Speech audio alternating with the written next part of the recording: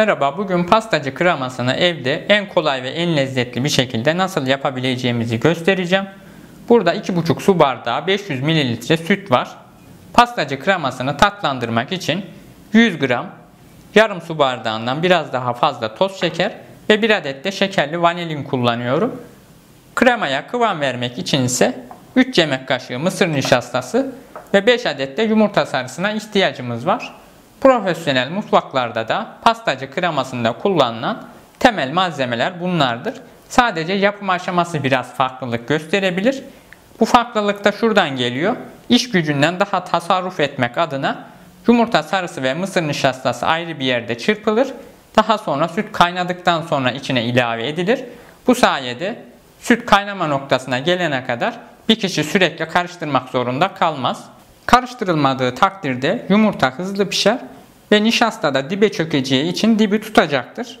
Kısaca yumurta sarısı ve nişastayı ayrı bir yerde çırpıp kaynadıktan sonra temperleyerek eklemenize gerek yoktur. Doğrudan ekleyerek kolay bir şekilde nasıl yapacağınızı göstereceğim. Şekerli vanilin hariç tüm malzemeleri tencerenin içerisinde birleştiriyoruz. Nişastayı da kaşıkla ölçerek ekleyeyim. Evinde hassas terazisi olmayanlar faydalansın. Ve 5 adet yumurta sarısını da ekliyorum. Tüm malzemeleri ekledikten sonra tamamen pürüzsüz bir şekilde tencerenin içinde karıştırmamız gerekiyor. Şimdi ocağı orta ateşte açarak kıvam alana kadar sürekli karıştırıyoruz. Biraz önce anlattığım noktayı biraz daha detaylandırarak anlatayım.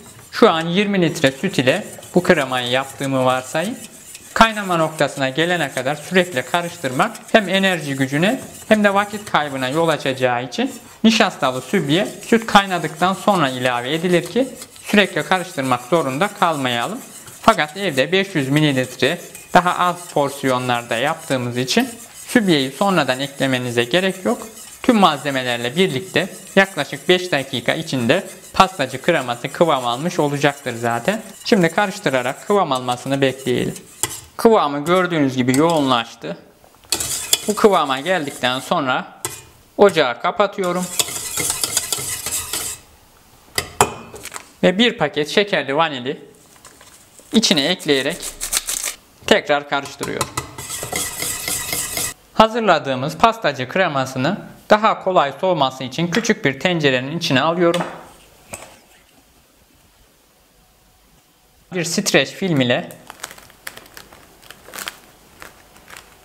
pastacı kremasının üzerini tamamen kapatıyoruz. Burada streç filmin pastacı kremasına değmesi önemli. Aksi halde üzeri kabuk tutar. Bu işlemi muhallebi veya pudingde de uygulayabilirsiniz.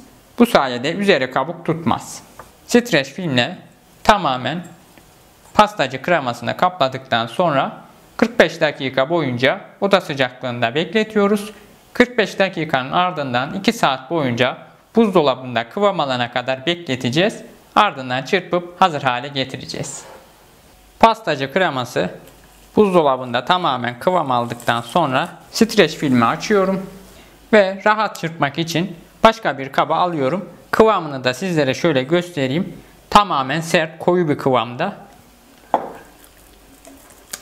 Ve pastacı kremasını buzdolabından çıkardıktan sonra tekrar mikser ile çırpıp kullanıma hazır hale getiriyoruz.